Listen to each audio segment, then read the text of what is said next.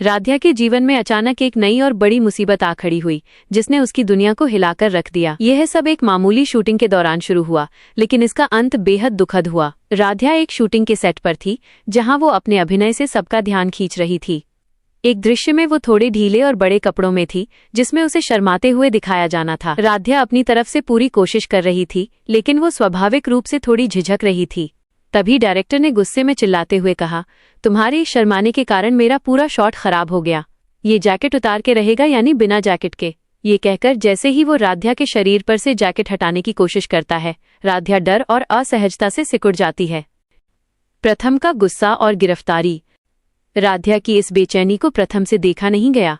वो बिजली की गति से डायरेक्टर के पास पहुंचा और उसे झटकते हुए बोला, तूने इसे हाथ कैसे लगाया? बीवी है मेरी, बीवी।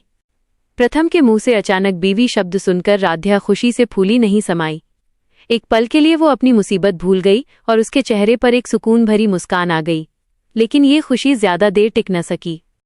प्रथम के गुस्से का पारा इतना चढ़ चुका था कि उसने उस डायरेक्टर को बुरी तरह पीटना शुरू कर दिया। प्रथम लगातार मारता रहा, जिससे सेट पर अफरा तफरी मच गई। तभी किसी ने पुलिस को बुला लिया। पुलिस वहां पहुंची और प्रथम को एक आरोपी के तहत तुरंत अरेस्ट कर लिया। राध्या का रो रो कर बुरा हाल।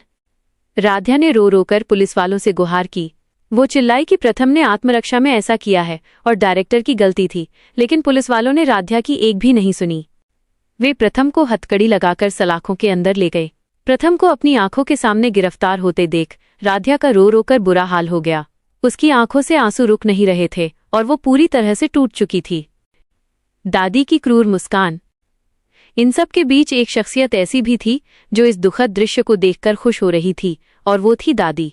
क्योंकि दादी हमेशा से ही राध्या को दुखी देखना चाहती थीं, इसलिए अपने बेटे या पोते प्रथम की गिरफ्तारी का दुख होने के बजाय उन्हें राध्या की तकलीफ में एक क्रूर संतुष्टि मिल रही थी। राध्या अब पूरी तरह से अकेली और मुसीबत में फंसी हुई थी। क्या आप चाहते हैं कि मैं इस कहानी के आगे की घटनाओं को विस्तार से लिखूं?